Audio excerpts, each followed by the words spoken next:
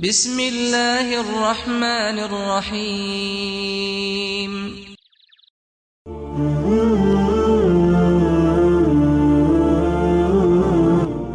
لیث نے بیان کیا ان سے جعفر بن ربیعہ نے، ان سے عبد الرحمن بن ہرمز نے، اور ان سے ابو ہریرہ رضی اللہ عنہ نے کہ رسول اللہ صلی اللہ علیہ وسلم نے بنی اسرائیل کے ایک شخص کا ذکر فرمایا کہ انہوں نے بنی اسرائیل کے ایک دوسرے آدمی سے 1000 دینار قرض مانگے۔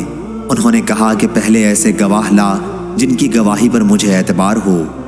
قرض مانگنے والا بولا کہ گواہ تو بس اللہ ہی کافی ہے۔ پھر انہوں نے کہا اچھا کوئی ضامن لا۔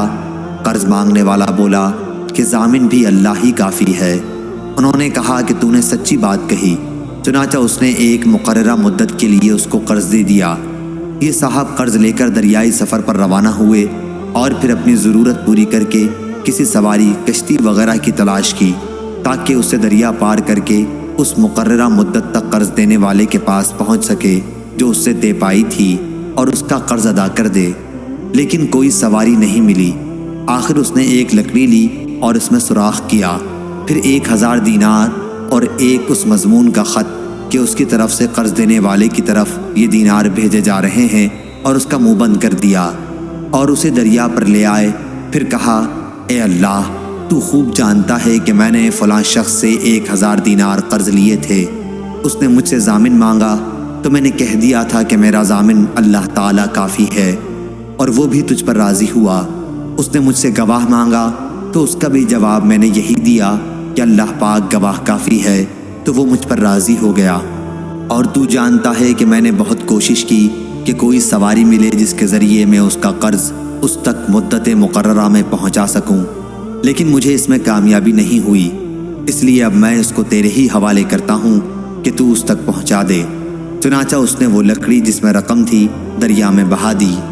اب وہ دریا میں تھی اور وہ صاحب قرضدار واپس ہو چکے تھے، اگرچہ فکر اب بھی یہی تھا کہ کسی طرح کوئی جہاز ملے جس کے ذریعے وہ اپنے شہر میں جا سکیں۔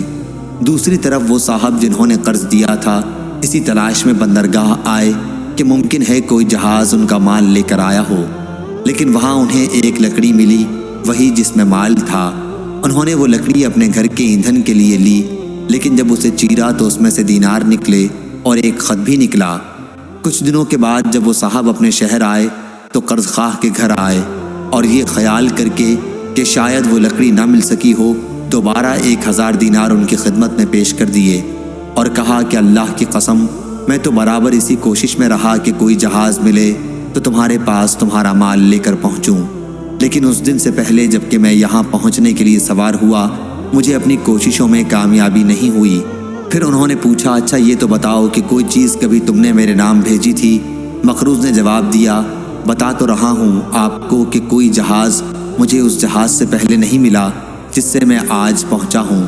اس پر قرض خواہ نے کہا کہ پھر اللہ نے بھی آپ کا وہ قرض ادا کر دیا جسے آپ نے لکڑی میں بھیجا تھا۔